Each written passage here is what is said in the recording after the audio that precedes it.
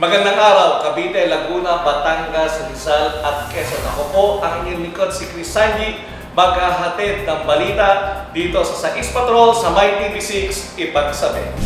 Narito ang mga tinutukang balita ng ating mga Sais Patrollers. 3D laser scanner sinimulan ng pag-aralan ng National Historical Commission of the Philippines para sa mga historical landmark. Calamba City, tinanghal na pinakamalinis na air quality sa Pilipinas. 4-day compressed work week ipatutupad sa Bacoor City. Dalawang magkapatid patay matapos masunog ang kanilang bahay. Leaders, itinayo ng offshore energy development sa Cavite. Pilipinas, numero 1 sa Southeast Asia pagdating sa baseball. PBBM, pasok sa 100 most influential people ngayong taon base sa Time Magazine.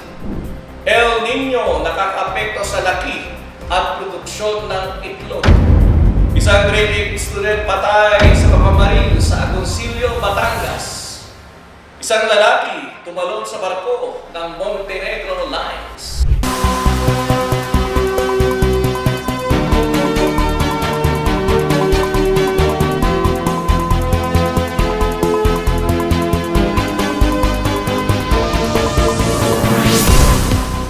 At para sa naman ng mga balita, simulan po natin ang programang ito sa isang balitang pangkalusugan. Kaso ng pertussis sa Calabarzon, pumalo sa 319. May ulat si Patrol Casey Laude. Kaso ng pertussis sa Calabarzon, pumalo na sa 319. Umabot na sa 319 ang kaso ng pertussis sa buong Calabarzon ayon sa huling tala ng Health Education Promotion Unit ng Department of Health nitong April 15, 2024. Lalawigan ng Cavite ang may pinakamataas na kaso na mayroong 70 at 8 na namatay, sumunod naman ng Laguna na may 57 at 4 na namatay, Rizal na may 71 at 5 ang namatay, Batangas na may 59 at Quezon na may 45 na kaso. Pinapayuhan ng ating mga kababayang pabakunahan ng mga bata dahil sila ang mas madaling dapuan ng bakterya na ito. Gayon din ang publiko na mas paigtingin ng pag-iingat sa pamamagitan ng pagsusuot ng face mask at panatilihing malinis ang katawan. Para sa Sais Patrol, Casey Laude, ang kasandigan mo ay pagsabi. Maraming salamat, Sais Patrol Casey Laude. Tumako naman tayo sa 3D laser scanner sinimulan ng pag-aralan ng National Historical Commission of the Philippines para sa pagsasaayos ng ating mga historical landmark. Para sa balitang detalyado, narito si Charles Amanda. 3-dimensional o 3D laser scanner sinimulan ng pag-aralan para sa mga historical landmark. Sa isang 2 araw na pagsasanay, dumalo ang mga arkitekto, inhinyero at conservator mula sa Historic Preservation Division o HPD at Materials Research Conservation Division o MRCD sa isang workshop ukol sa paggamit ng 3-dimensional o 3D laser scanner na kamakailan lamang ay nakuha. Ang praktikal na pagsasanay ay may kasamang pagkuha ng datos mula sa isang aktwal na lugar at isinagawa sa 19th century Nagcarlan Underground Cemetery sa Nagcarlan, Laguna, isang Grade 1 National Historical Landmark ayon sa deklarasyon ng National Historical Commission of the Philippines. Sinundan ng isang sesyon sa post-processing sa Central Office upang magkaroon ng karagdagang pagtatalakay. Layon ng pag-akma ng teknolohiyang inilipat sa pagbili ng scanner ang palakasin ang mga proyektong pangrestorasyon at pangkonserbasyon na hawak ng 2 dibisyon na ang kani-kanilang mga pangunahing aalalahanin ay ang mga gusali at mga historical na bagay. Ang pagsasanay ay nagtitiyak ng optimal na paggamit ng bagong tool ayon sa mandato ng NHCP na pangalagaan ang mga immovable at movable na kultura na pag-aari. Para sa Sais Patrol, Charles Umandap, Ipagsabi. Maraming salamat sa Sais Patrol, Charles Amanda. Tuloy-tuloy naman tayo sa balitang nasyonal. PBBM pumasok sa 100 most influential people ngayong taon base sa Time Magazine. May ulat si Patrol Prince Cedric Sanchez. PBB ang pasok sa 100 most influential people ngayong taon base sa Time Magazine. Kinilala ng Time Magazine si Pangulong Marcos Jr. bilang isa sa 100 most influential people ngayong taon. Ang pagkilala ay bunga ng kanyang matapang na mga hakbang sa usapin ng West Philippine Sea at mga desisyon upang mapalakas ang ekonomiya ng Pilipinas. Dati nang nasa listahan ng Time 100 Most Influential People ang mga dating Pangulo ng Pilipinas na sina Benigno Noynoy Aquino III at Rodrigo Roa Duterte.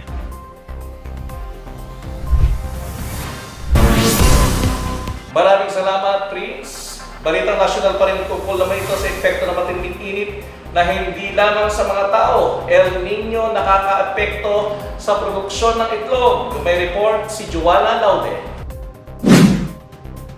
El Nino, nakaaapekto sa laki at produksyon ng itlog.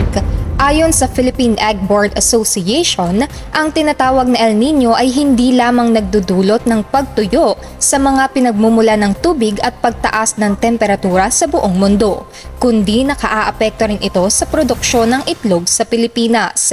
Binanggit ni Francis Uyahura, ang Pangulo ng Egg Board, na ang matinding init na ating nararanasan ngayon ay nagdulot ng pagbawas ng gana sa mga manok. Dahil dito, mas kaunti at mas maliit na mga itlog ang kanilang iniluluwal.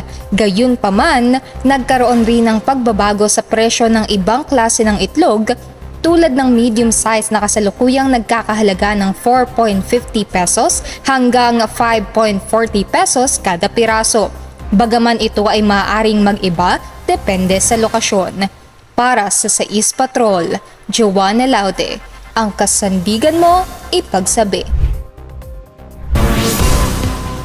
Maraming salamat sa Sais Patrol, Joanna Laude. Dalawang leader mula sa magkaibang bansa dumalaw sa Pilipinas para sa isang state visit. May report si Sais Patrol, Ralph Tapia. Dalawang leader mula sa magkaibang bansa dumalaw sa Pilipinas para sa isang state visit. Naganap na ang pagtatagpo ni Pangulong Ferdinand R. Marcos Jr. at ang Amir ng Qatar na si Sheikh Tamim bin Hamad Al Thani sa seremonya ng pagtanggap sa Kalayaan Grounds Malacañang Palace nitong Lunes, Abril 22. Samantala, nagsagawa ng seremonya ng pag-alala ng monumento ni Rizal nitong Huwebes, Abril 18. Ito ay dinaluhan nila punong ministro ng New Zealand na si Christopher Luxon at ang mayor ng Maynila na si Hani Lacuna Pangan.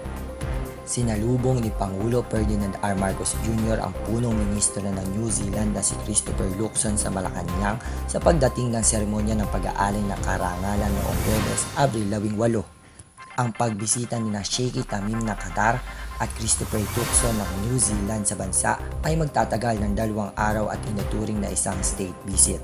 Sa panahong ito, inaasahang pag-uusapan ang mga usaping pangrehiyon at pagpapalakas ng bilateral na ugnayan, kasama sa mga pangunahing larangan ng kooperasyon ng paggawa, pagbabago ng klima, kalakalan, pamumuhunan, seguridad sa enerhiya, edukasyon, kabataan at palakasan. Samantala, mananatili naman sa bansa si Luxon hanggang noong Abril 20 at si Sheikh Tamim naman ay hanggang noong Abril 24. Maraming salamat sa Sais Patrol, Ralph Tapia. Balitang pang-international naman tayo, Calamba City. Tinanghal na may pinakamalinis na air quality. May balitang handog si Sais Patrol, Jezabel Bernardino. Calamba City, itinanghal na may pinakamalinis na air quality sa Pilipinas. Batay sa pinakabagong 2023 World Air Quality Report ng IQ Air, itinaas ang Calamba City sa ikalimang pwesto sa may pinakamalinis na kalidad ng hangin sa Southeast Asia. Ayon sa pag-aaral, nakapagtala ang lungsod ng 8.2 micrograms per cubic meter na average ng PM 2.5. Dahil dito, itinuturing rin ang Calamba bilang pinakamalilinis na lungsod sa buong bansa. Bukod sa Calamba, kasama rin sa listahan ang Carmona City sa Cavite na nasa ika-9 na pwesto, habang ang Balanga City sa Bataan naman ay nasa ika-11. Tandaan natin noong taong 2018, ang Calamba City ay kinilala na rin bilang pinakamalilinis na lungsod sa Southeast Asia at sa buong bansa. ayon sa datos ng IQR World Air Quality Report. Para sa Ispatrol, ang kasandigan mo, Jezebel Bernardino, ipagsabi. Maraming salamat sa Ispatrol, Jezebel Bernardino. Simulan naman natin ang balitang selebrasyon naman tayo sa lalawigan ng Laguna.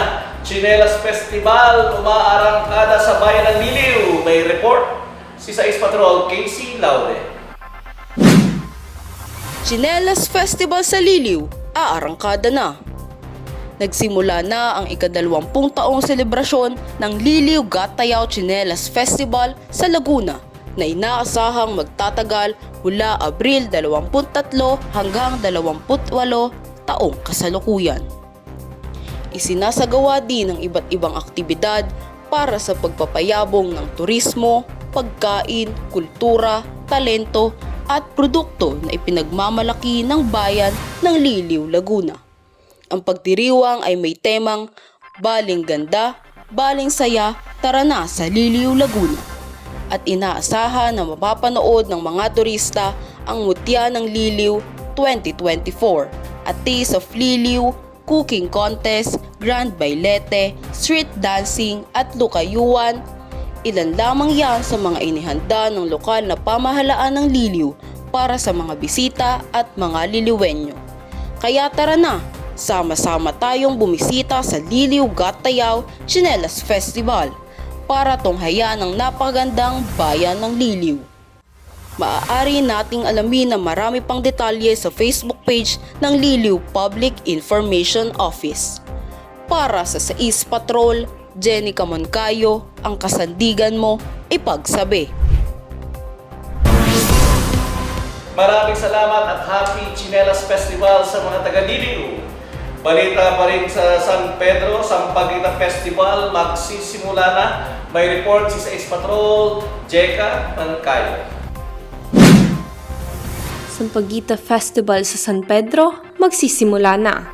Ang Sampaguita Festival mula sa San Pedro, Laguna ay magsisimula na ngayong Miyerkules, unang araw ng Mayo at inaasahang tatagal hanggang ika-5 araw ng Mayo. Sa pagsisimula ng pagdiriwang ay inaasahang dadagsa ang mga turista at mga mamamayan ng San Pedro. Magkakaroon din ng iba't ibang activities sa mga nasabing araw. Para sa Ispatrol, Casey Laude, ang kasandigan mo, ipagsabi. Maraming salamat, Jenica Moncayo, sa balitang yan at sana makapasyal tayo sa Sampaguita Festival. Mga silid-aralan, binuksan na sa City College of Calamba, balitang yan sa Ispatrol, Dinky Ligaspi. Mga bagong silid-aralan, binuksan na sa City College of Calamba. Binuksan na ang 14 na silid-aralan sa City College of Calamba kasabay ng pagdiriwang ika-23 taong anibersaryo ng pagiging lungsod ng syudad. Bilang bahagi ng programa ng City Hall ng Calamba, nagtungo sila Mayor Ros Rizal, Vice Mayor Toti Lazaro, Congresswoman Cha Hernandez Alcantara at buong sangguniang panglusod para pasinayan ang nasabing silid-aralan. Kasama din sa inaugurasyon sina Office in Charge Dr. Ronald Gonzales at CCC Vice President for Linkages Dr. Neil Aligam. Matatagpuan ang nasabing classroom sa dating Hall of Justice na nasa parteng likod ng main building na City College of Calamba. Samantala, kasado ng entrance exam para sa estudyanteng papasok sa City College of Calamba para sa May 1 hanggang May 5, 2024 at inaasahan na malaking bilang na nagnanais mag-aral sa nasabing kolehiyo. Para sa Ispatrol, Dinky Ligaspi, ang kasandigan mo, ipagsabi. Maraming salamat sa Ispatrol, Dinky Ligaspi. Balita naman sa homecoming parade ni Miss International Queen Philippines, Sophia Arcangel, naganap sa Laguna. Balitang detalyado ni sa Ispatrol, Jenica Moncayo. Homecoming parade ni Miss International Queen PH Sophia Arcangel, naganap na sa Laguna. Naganap na ang homecoming parade ni Miss Sophia Nicole Arcangel. Pero bago ang mga pangyayari ay dumalo muna ang reyna sa nakagawiang flag ceremony sa probinsya. Sinundan naman ng courtesy call kay Gov. Ramil L. Hernandez bilang pagkilala sa kanyang pagkakapanalo bilang Miss International Philippines 2024. Pagkatapos naman ito ay sinimulan na ang kanyang homecoming parade mula sa provincial capital ng Laguna sa Santa Cruz hanggang sa kanyang bayang pinagmulan, Kalayaan, Laguna. Kasama ng Reyna ang Regional Director ng Calabarzon na si Miss Christine Ibardo Lasa, Laguna Provincial Director na si Miss Gerard Quiogue at iba pang kasamahan sa MIQPH organization. Para sa Sais Patrol, Jenica Moncayo, ang kasandigan mo, ipagsabi. Salamat, Jenica Moncayo. Narito naman ang balita sa lungsod ng Calamba sa pagdiriwang ng ika-23 anibersaryo ng pagiging lungsod. May report si Patrol Joanna Laude. Calamba City, ipinagdiwang ang ika-23 taong anibersaryo ng pagiging lungsod. Nagdiwang ang mga Kalambenyo ng kanilang ika-23 anibersaryo bilang isang lungsod. Ito ay naganap sa Jose Rizal Coliseum at dinuluhan ng iba't ibang mamamayang Kalambenyo, iba't ibang organisasyon at mga lingkod bayan. Noong April 21, 2001, mahigit 23 taon na ang nakalilipas mula nang itinatag ito bilang isang lungsod. Mula sa dating simpleng bayan, ito ay umunlad, lumago at ngayon ay kinikilala bilang sentro ng kultura, kasaysayan at ekonomiya. Sa paglalakbay ng Calamba bilang isang lungsod, pinupuri ang pagkakaisa at pagsisikap ng bawat isa na nagtutulak sa mga mamamayan upang magtagumpay at maisakatuparan ang mga reformang magdadala ng ginhawa at progreso sa bayan. Samantala, kumpleto namang dumalo ang sangguniang panglungsod sa pangunguna ni Mayor Ross Rizal, Vice Mayor Toti Lazaro, Congresswoman Cha Hernandez Alcantara at 14 na konsehal ng bayan. Para sa Sais Patrol, Joanna Laude, ang kasandigan mo, ipagsabi. Usaping pampalakasan naman tayo, Pilipinas numero 1 sa Southeast Asia pagdating sa baseball. May report si Patrol Jenica Moncayo. Pilipinas, numero 1 sa Southeast Asia pagdating sa baseball. Batay sa datos mula sa C-Asia Stats, ang Pilipinas ang nangunguna sa larangan ng baseball sa men's at women's division sa buong Southeast Asia. Sa men's baseball, namumuno ang Pilipinas, kasunod ang Thailand, Laos at Singapore. Sa women's baseball naman, unang pumapangalawa ang Pilipinas, sinusundan ng Indonesia, Thailand at Malaysia. Sa buong Asia, mayroong 28 ranggo ang men's baseball ng Pilipinas at 13 naman ang women's baseball. Ayon sa datos mula sa WSBC nitong nakaraan. Para sa Sais Patrol, Jenica Moncayo, ang kasandigan mo, ipagsabi. Salamat, Jeca. Sa probinsya ng Batangas, barkong patungo sa Calabang, bumagsak ang kisame habang naglalayag. May detalye balita si Jezabel Bernardino. Barkong patungo sa Calapan, bumagsak ang kisame habang naglalayag. Nagulat ang ilang mga pasahero ng isang barko na patungo sa Calapan, Mindoro nang biglang mabagsakan ng kisame habang naghahanda para sa paglayag kaninang umaga nitong Sabado sa Batangas International Port. Sa mga larawan na ibinahagi ni Ray Noble Acosta, kita ang pagbagsak ng kisame ng pampasaherong barko ng Santa Margarita ng Montenegro Lines. Sa kasalukuyan, wala pang ulat ng nasugatan sa pangyayaring ito. Ang aming news team ay patuloy na sinusubukang makakuha ng pahayag mula sa pamunuan ng barko upang malaman ang sanhi ng pagbagsak ng mga kisame. Para sa Sais Patrol, ang kasandigan mo, Jezabel Bernardino, ipagsabi. Maraming salamat, Jezabel Bernardino. Mula pa rin sa lalawigan ng Batangas, isang grade 8 student patay sa pamamaril sa Agoncillo, Batangas. May report, Charles Umanda. Isang grade 8 student patay matapos Barilin sa Agoncillo, Batangas. Isang 13 anyos na estudyante ang namatay matapos barilin sa ulo sa isang barangay sa Agoncillo, Batangas noong nakarang Miyerkules, ika-17 ng Abril. Ayon sa ulat ng pulisya, ang grade 8 na dalagita ay papasok sa eskwelahan ng bandang alas 6 ng umaga, ngunit bigla itong pinagbabaril sa ulo ng hindi pa nakikilalang sospek na nagdulot sa kanyang agarang pagkamatay. Mabilis sa tumakas ang sospek mula sa eksena matapos ang pangyayari. Ang pamilya ng biktima ay nananawagan ng hustisya dahil wala silang makitang ibang dahilan kung bakit babarilin ang kanilang anak na siyang walang sala. Sa ngayon, patuloy pa rin ang masusing paghahabol ng pulisya ng Agoncillo upang matagpuan ang kinaroroonan ng sospek. Para sa 6 Patrol, Charles Umandap, Ipagsabi. Maraming salamat, Patrol Charles Umandap. Ituloy-tuloy na natin ang balita mula sa Batangas. Isang lalaki ang tumalon sa barko ng Montenegro Lines. Bakit kaya tumalon to? May report si Jezabel Bernardino. Isang lalaki tumalon mula sa barko ng Montenegro Lines.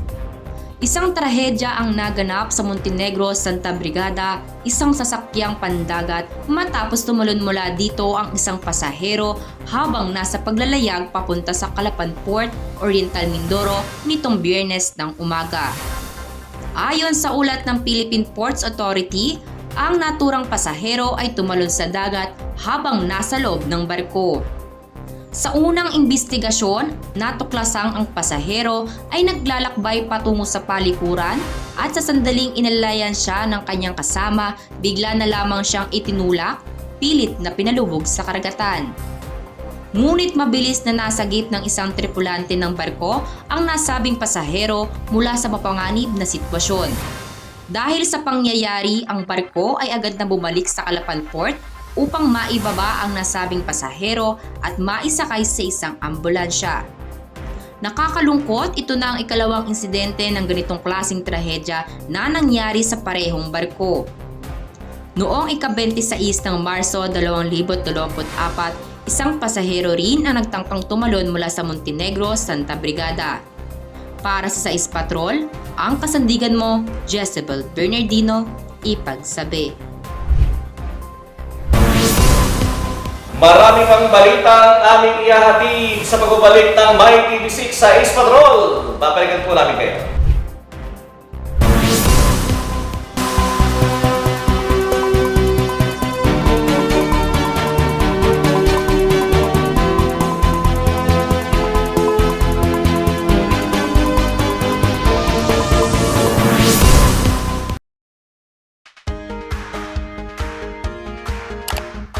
Mapapalitan pa ba ang mga sira-sirang pera? Nginat-ngat nung aso yung pera. Pwede pa ba palitan? Sira ang aking pera, pero may security trade pa naman. Mapapalitan ba to? Pwede ba magpapalit ng mga sirang pera sa BSP? May mga perang sunog. Mapapalitan pa po ba to? BSP. BSP. BSP. Bigyan ng sagot, please. Ang mga perang tulad nito, ito, at ito ay tinatawag na mga mutilated banknotes. Ang mga mutilated banknotes ay ang mga klase ng pera na sira-sira katulad ng nasunog, inanay, o nginat-ngat ng aso. May mga halaga pa ba ang mga perang ito? Alinsunod sa Bangko Sentral ng Pilipinas o BSP Circular No. 829, Series of 2014, may 3 pamantayan o requirements ang Bangko Sentral upang ang mga sirang pera ay mapalitan. Ito ay ang 3 S: size, signature, at security threat.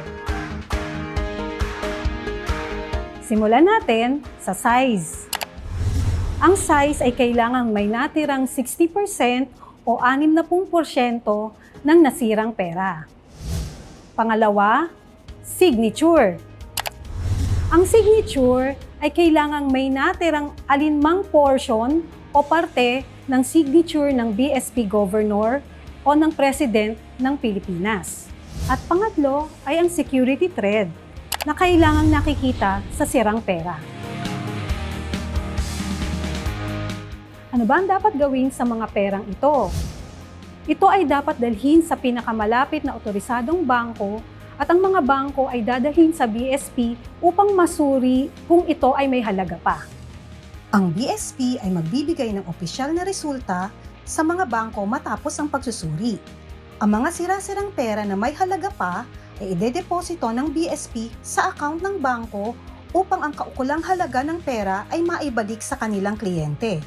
Ang mga pera namang hindi pumasa sa requirement o pamantayan at wala ng halaga ay ipagbibigay alam ng bangko sa kanilang kliyente batay sa resulta na inilabas ng BSP. Ang ating pera ay yaman ng ating bansa, kaya dapat natin itong ingatan.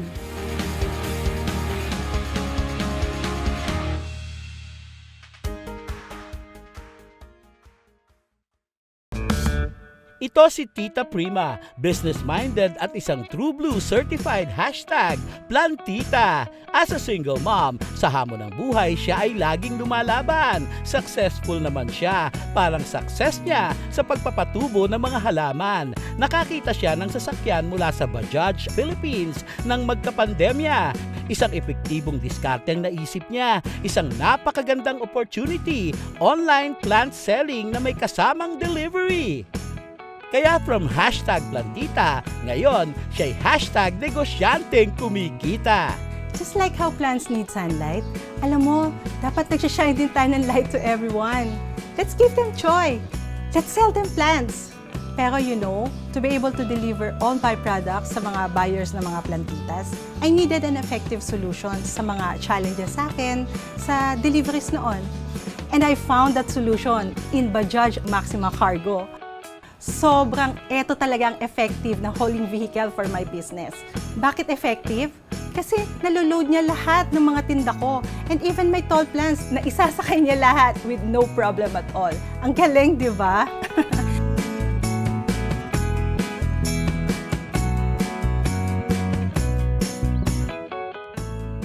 So, right now, I'm planning to buy 2 more units kasi parang effective din siya sa mga new business ideas ko like yung Jolly Jeep and mobile internet cafe.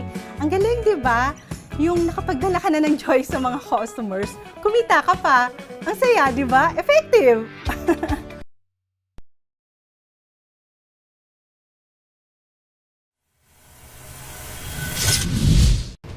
Ano, bibili mo na to? Oo naman, kaibigan. Kaibigan? Kaibigan. Friend. Oh, kasi nalaman ko sa Motor Central, tinatrato nilang kaibigan lahat ng customers nila. Wow, ah. Sa Motor Central, may alagang kaibigan. Meaning, mapagkakatiwalaan, maingat at maaasahan pagdating sa pagkukumpuni ng motor. Asikasong kaibigan o yung buong atensyon ay binibigay pagdating sa mga impormasyon about motors. Legit ito, kaibigan. Makakasiguro kang urig at matibay ang pyesa ng Motor Central. Payong kaibigan, mabilis at maluwag ang credit terms na ibibigay nila. At style mo to, kaibigan. O bawat motor ay may kanya-kanyang dating na bumabagay sa forma ng customer.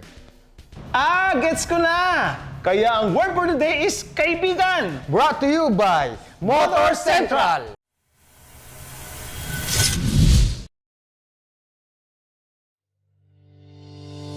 Motor Central Kaibi Gun Card. Enjoy discounts and exclusive promos. Event invites. Training. And many more.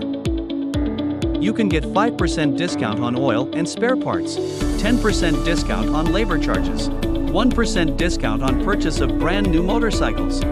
So what are you waiting for, Kaibi Gun? Visit the nearest Motor Central branches to know more.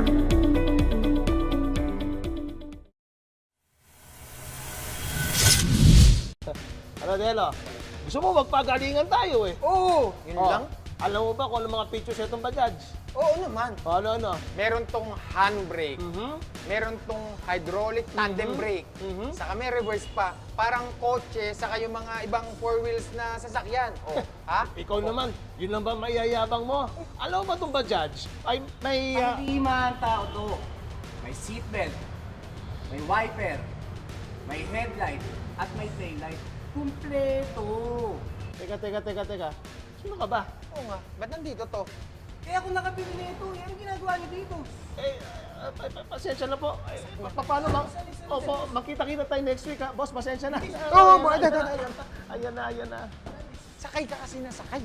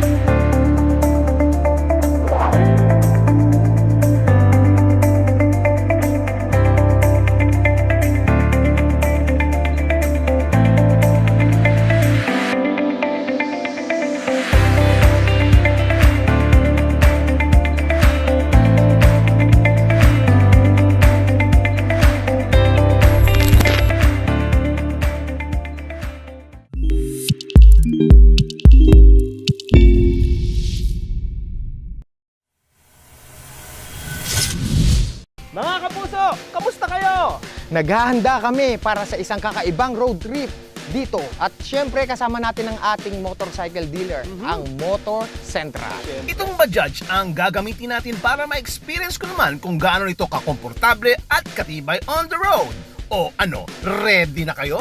Happy ka! Oo, sarap eh. Komportable ba? Oo, komportable. Matibay ba? Matibay na matibay. Sabi ko sa Delo, hindi kayo mahirapan matagpuan ang branches nito sapagkat matatagpuan nito sa Calabarzon area.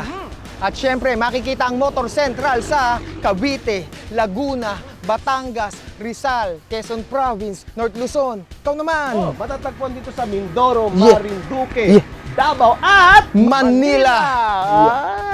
Mga kapuso, paano? Magkita-kita tayo next week at may road trip na naman kami ni Delo. At syempre, kasama pa rin ang ating motorcycle dealer, ang Motor Central. Okay, let's go! Road trip na! Yes! Yan.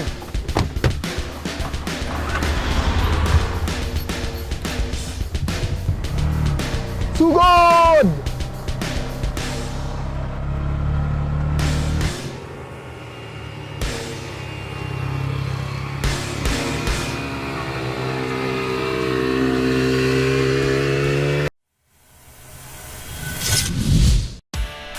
Be part of Kaibigan Community on Facebook and enjoy the perks of being member in Kaibigan Community. Join exclusive product launch activity. Express your opinion. Join special promotions.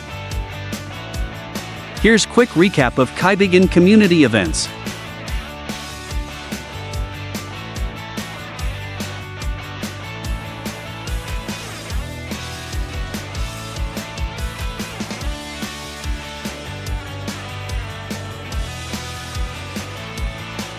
What are you waiting for, Kaibigan?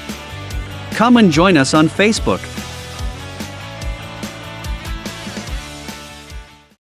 Ang ating salapi ay bahagi ng paghabi ng ating kasaysayan. Nasa hibla nito ang kultura at likas na yaman ng ating bayan. Sa paglipas ng panahon, nagbabago ang disenyo ng ating salapi na sumasalamin sa mahahalagang tagpo at makabuluhang kwento ng mga Pilipino. Patuloy ring pinaghuhusay ang mga katangian at security features ng ating salapi gamit ang makabagong teknolohiya. Ngayong 2020, Layon ng Bangko Sentral ng Pilipinas na mas mapahusay ang seguridad ng ating salapi at maging mas madali ang paggamit nito ng mga Pilipino.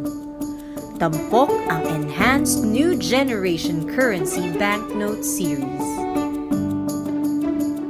Ang mga bagong security threads ay may disenyo na hango sa mga katutubong habi mula sa iba't ibang panig ng bansa. Ang mga enhanced security threads na ito ay may dynamic movements at color shifting feature na makatutulong sa pagkilatis ng bawat denominasyon.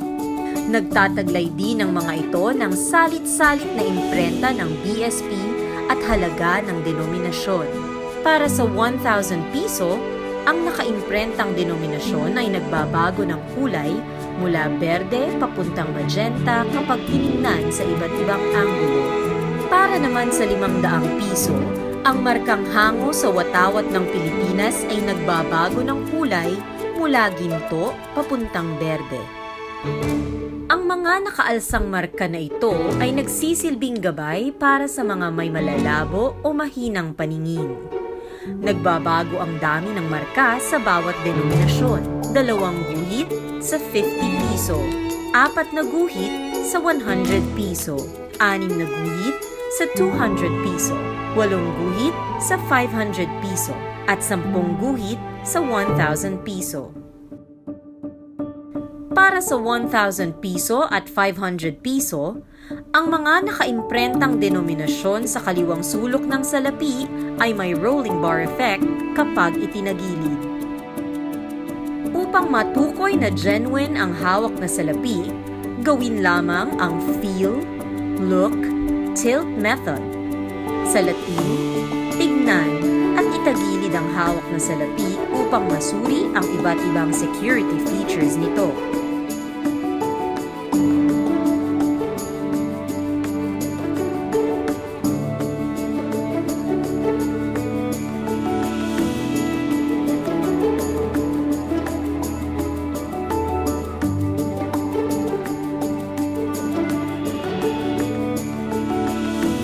Ang Enhanced NGC Banknotes, salaping kayamanan, hinabi ng kultura at kasaysayan.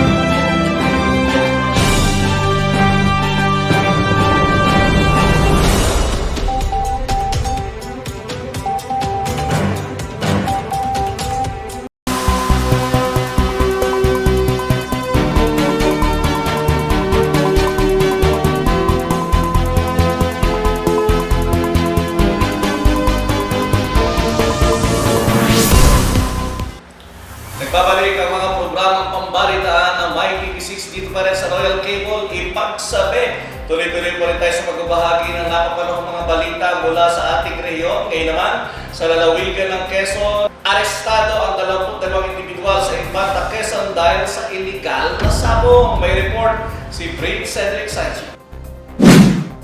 Arestado ang 22 individual sa Infanta Quezon dahil sa illegal na sabong. 22 individual ang nadakip ng pulisya matapos ang isinagawang pagsalakay sa isang iligal na operasyon ng sabungan sa Purok Sentro, Barangay Dinahican, Infanta Quezon nitong nakaraang Abril 21, taong kasalukuyan.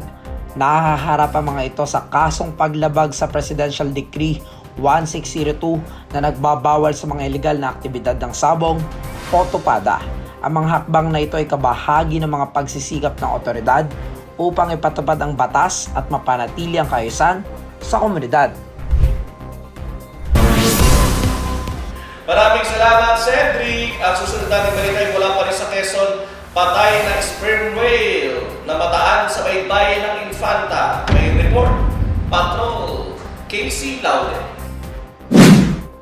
Patay na sperm whale na mataan sa baybayin ng Infanta.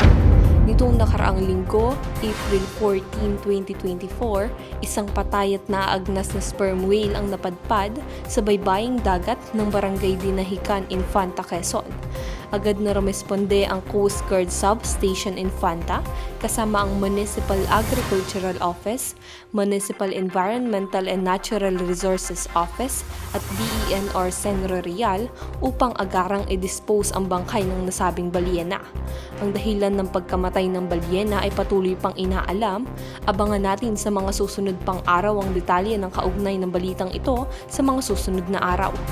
Para sa Sais Patrol, Casey Laude, ang kasandigan mo ay pagsabi.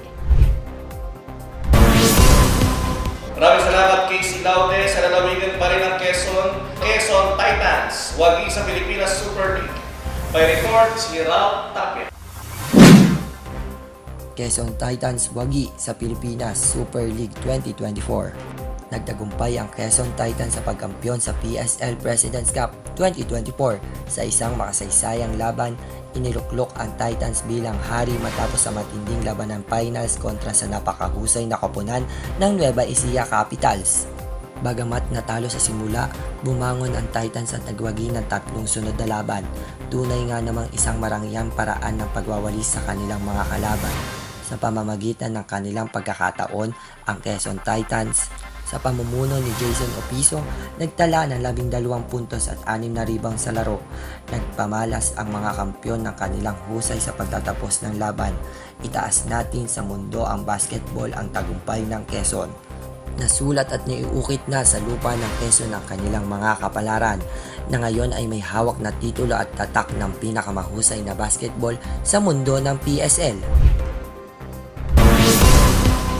Maraming salamat, Ralph. Mula naman sa Mulanay, Quezon, isang huli ng Philippine Eagle na mataan sa Mulanay, Quezon. May report si Jeka Moncayo.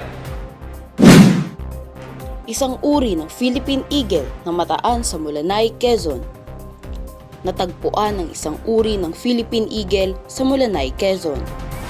Isang magsasaka ang nakadiskubre nito sa boundary ng Barangay Cambuga at Barangay Buenavista, malapit sa Buenavista Protected Landscape. Ayon kay Sir J.D. Natividad ng DENR, ito ay isang juvenile na Philippine Eagle. Ngunit, ayon sa larawan na ipinadala ng Mulanay LGU, maaaring isa rin itong Philippine Hawk Eagle, Philippine Buzzard, Philippine Honey Buzzard o Philippine Oriental Honey Buzzard. Sadyang isang magandang balita na tuloy-tuloy pa rin ang pagpapadami ng ating mga hayop na nanganganib ng maubos. Kaya naman, sama-sama at tulong-tulong natin silang pangalagaan. Para sa Sais Patrol, Jenica Moncayo, ang kasandigan mo, ipagsabi.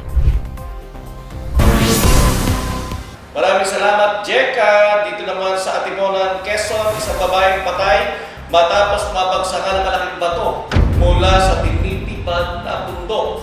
May report si Ralph Tapia. Isang babae patay matapos mabagsakan ng malaking bato mula sa tinitibag na bundok. Nakakalungkot na balitang nagmula sa Atimonan, Quezon nitong linggo ng umaga, Abril 22, 2024, kung saan isang babaeng nasawi matapos mabagsakan ng malaking bato mula sa tinitibag na bundok sa Sitio Pansol, Barangay Sokol. Kinikilala ang biktima bilang si Mary, 37 anyos, tubong na Gelian Isabela at residente ng Barangay Sokol, Atimonan. Ang pangyayari ay naganap sa lugar ng tinitibag na bundok ng bako operator na si Norberto, Tagalabo, Camarines Norte at live-in partner ng biktima. Kahit na nagpapahinga ang biktima kasama kanyang helper at spotter ng backhoe, hindi ito umali sa pagkakahiga na nagsimulang magtibag ang operator. Sa hindi inaasahang pangyayari, isang malaking bato ang natibag at bumagsak sa kanilang lugar. nagdulot ng matinding pinsala sa katawan ng biktima.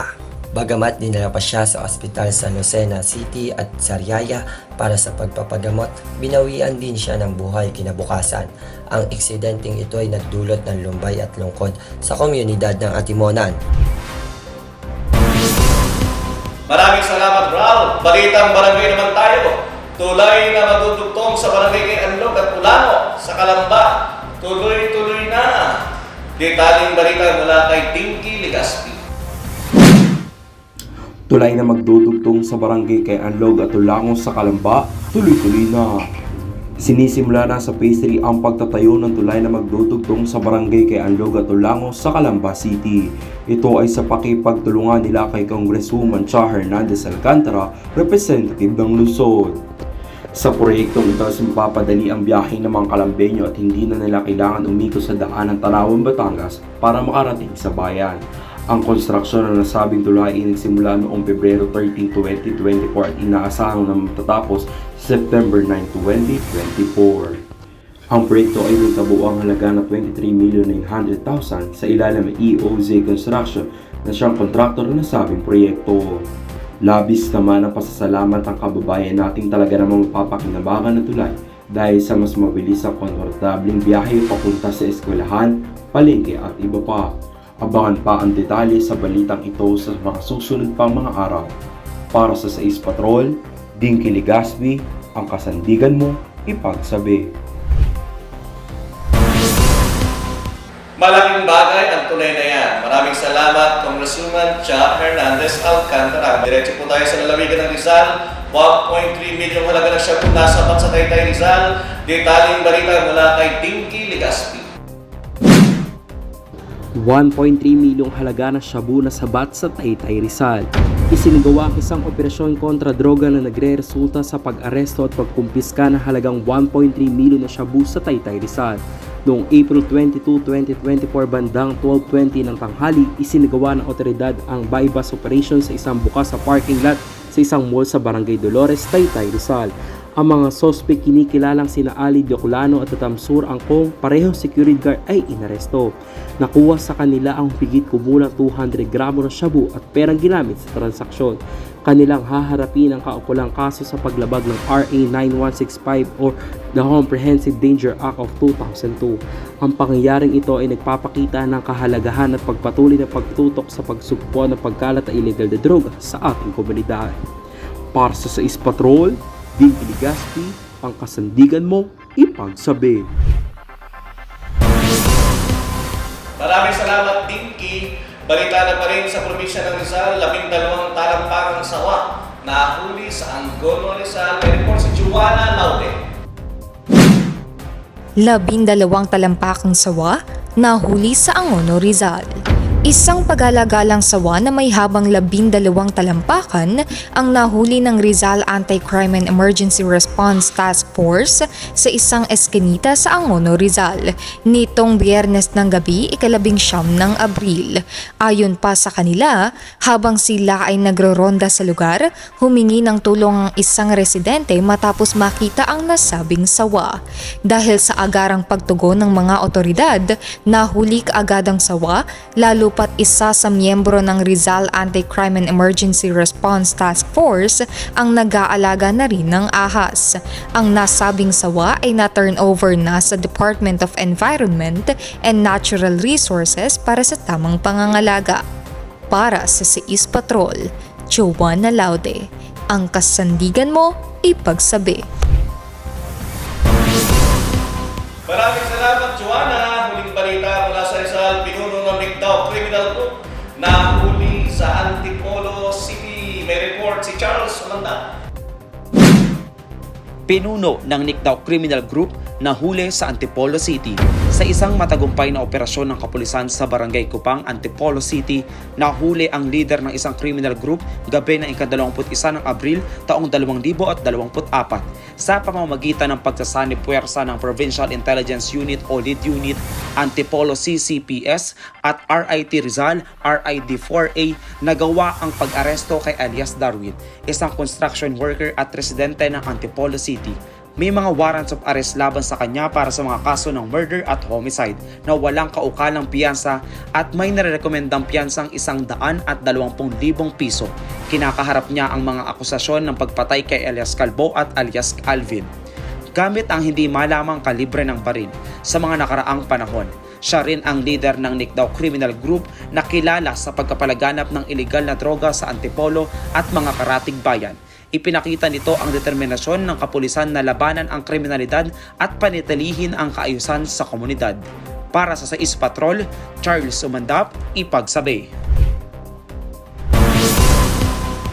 Maraming salamat sa 6 Patrol, Charles Umandap. Dumako naman tayo sa lalawigan ng Cavite. Dalawang magkapatid patay matapos masunog ang kanilang bahay. May report si Casey Laude.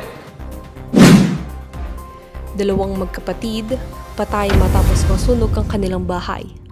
Dalawang batang magkapatid ang nasawi matapos masunog ang kanilang tahanan sa Barangay Beluso, Silang, Cavite nitong nakarang Huwebes, 18 ng Abril. Base sa ulat, natagpuan ng rescue team ng Silang LGU ang dalawang bata na may edad 4 at 3 taon na walang buhay at magkayakap sa loob ng nasunog na bahay. Ayon sa impormasyon, nasa trabaho ang mga magulang ng mga bata nang mangyari ang trahedya, kaya sila ay natutulog lamang noon sa loob ng tahanan. Kaagad namang nagbigay ng tulong silang Mayor Kevin Anarna at ang MSWDO Silang sa pamilya ng mga naapektuhan. Para sa 6 Patrol, Casey Laude, ang kasandigan mo, Ipagsabi. Maraming salamat, Patrol Casey.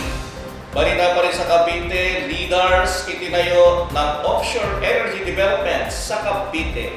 May report si Raul Tapia. Leaders itinayo na ng offshore energy development sa Cavite.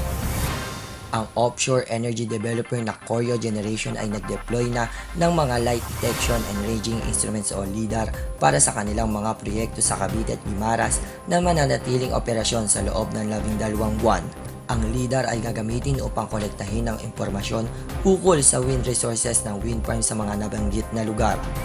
Ayon kay Alma Rojas Aguila, ang Development Director para sa Pilipinas ng Koryo Generation, ang matagumpay na pag-deploy ng LIDARs ay nagpapakita ng malaking tagumpay habang patuloy naming pagbuo ng mga proyekto sa baybayin ng Pilipinas. Ang aming kampanya upang sukatin ng mga wind resources ay nagpapakita ng aming pag-unlad sa pagdala ng mga proyektong offshore wind para sa darating na auction sa bansa. Ang kumpanya ay may 5 proyektong may kontrata sa Department of Energy sa Cavite, Batangas, Mindoro, Iloilo at Guimaras na may kabuuang kapasidad ng 3 gigawatts. Nagpakita ng suporta si Koryo Generation Deputy Chief Executive Alejandro De Hoz kay Energy Secretary Rafael Lotilla sa pagpapalawak ng pamahalaan sa renewable energy source sa bansa. Ayon kay De Hoz, binabati namin ang gobyerno ng Pilipinas sa kanilang commitment sa green energy transition. Ito ay isang bansa na may sagana at natural na yaman at maraming lugar na angkop para sa offshore wind power. Dagdag pa niya, ang aming koponan ay patuloy na nag-e-explore ng maraming oportunidad sa bansa at positibo kami sa pagsali sa mga darating na auctions. Ang Koryo ay isa sa mga pangunahing espesyalista sa offshore wind development sa buong mundo na may napatunayang financial and technical expertise sa pagsulong ng mga fixed bottom and floating wind farms. Maraming salamat, Ralph. Tuloy-tuloy pa rin tayo. Dating kagawad, kinambangan sa Cavite, patay. May detaling balita. Si Patrol Joanna Laude. Dating kagawad, tinambangan sa Cavite, patay. Isang trahedya ang naganap sa Bacoor, Cavite kung saan ang isang dating kagawad na kinilala bilang si Eleuterio Calilong III ay pinaslang matapos tambangan habang sakay ng kanyang minamanehong kotse sa barangay Salinas 1. Ayon sa mga ulat, si Calilong ay dating kagawad sa barangay Salinas 2 ng lungsod. Base sa investigasyon, nang sakyan ni Calilong ang kanyang Honda Civic, napansin niya ang isang itim na Honda Beat na motorsiklo na sinusundan sinusundan siya sa kayang dalawang lalaki. Nang malapitan na ang kanyang kotse, agad siyang pinagbabaril ng mga salarin. Sa kabila ng pagpupumiglas ni Kalilong, hindi niya naipaglaban ng kanyang sarili at agad na tumakas ang mga salarin. Ang insidente ay nagdulot ng lungkot sa komunidad at umaasa ang mga ito na mabilisang maresolba ang kaso para sa katarungan at kapayapaan ng mga naulila. Para sa 6 Patrol, Joanna Laude, ang kasandigan mo ipagsabi. Maraming salamat, Joanna. Susunod na balita ay mula pa rin sa Cavite, 4-day compressed work week ipatutupad sa Bacoor City. May ulat, detalyado si Cedric Sanji. 4-day compressed work week ipapatupad na sa Bacoor City. Ipapatupad na ng pamahalang lungsod ng Bacoor City ang 4-day compressed work week simula bukas, Abril 22, taong kasalukuyan sa ilang kanilang mga tanggapan. Sa pahayag ng Bacoor City LGU, sinabi nila na ang hakbang na ito ay kabahagi ng kanilang patuloy na pagsisikap na harapin ang mga hamon dulot ng pagbabago sa klima at upang maksimahin ang kalagayan ng kanilang mga lokal na kawani sa gobyerno.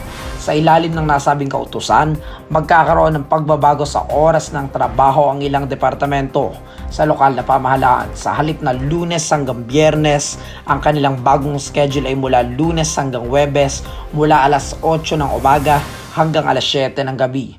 Layunin ng compressed work week na ito na bawasan ang paggamit ng kuryente at tubig sa gobyernong lungsod at tiyakin ang kaligtasan ng kanilang mga kawani, lalo sa panahon ng mainit na panahon. Sa kabila nito, mananatili pa ring regular ang oras ng trabaho sa mga pangunahing departamento tulad ng Bacoor Traffic Management Department, Bacoor Disaster Risk Reduction Management Office, Office of the City Health Services, at City Social Welfare and Development Office upang matiyak ang patuloy na serbisyo ng gobyernong lungsod sa mga mamamayan. Para sa 6 Patrol, Cedric Sanji, ang kasandigan mo ipagsabi. Maraming salamat, Seth. Dumako naman tayo sa huling balita mula sa probinsya ng Cavite. Provincial Solo Parent Day pinagdiwang sa Cavite. Detalye ng balita, Patrol Jenica Munkay. Provincial Solo Parent Day ipinagdiwang sa Cavite. Pinangunahan ng pamahalaang panlalawigan ng Cavite sa pamamagitan ng tanggapan ng Provincial Social Welfare and Development Officer. Ang pagdiriwang ng Provincial Solo Parent Day noong Abril 20, 2024 sa Municipal Covered Court sa Naik, Cavite. Nagtipo ng mga solo parent na empleyado ng PGC at mga pangulo ng mga asosasyon ng solo parent mula sa iba't ibang lungsod at munisipalidad upang lumahok sa makabuluhang okasyong ito. Ang temang solo parent na rehistrado sa gobyerno, tiyak na protektado ay binigyang diin ng pagdiriwang ng taong ito ang kahalagahan ng pagkilala at pangangalaga sa mga karapatan ng solo parent sa loob ng komunidad. Sa isang karaban ng mga serbisyo, kasama ang libreng pagpuputol ng buhok, legal na konsultasyon, mga oportunidad sa vocational training, tulong na paghahanap ng trabaho, suporta sa agrikultura, at mga serbisyong pangkalusugan tulad ng libreng gamot at iron na may folic acid ay ipinagkaloob ng maluwag sa lahat ng mga miyembro at kalahok na solo parent. Ang pagdiriwang ng Provincial Solo Parent Day sa Naik, Cavite ay patunay sa matibay na komitment ng pamahalaang panlalawigan ng Cavite na palakasin at suportahan ang mga solo parent na nagbibigay sa kanila ng kinakailangang mga mapagkukunan at suporta para sa isang mas magandang kinabukasan. Para sa 6 Patrol, ang kasandigan mo, Jezebel Bernardino, ipagsabi.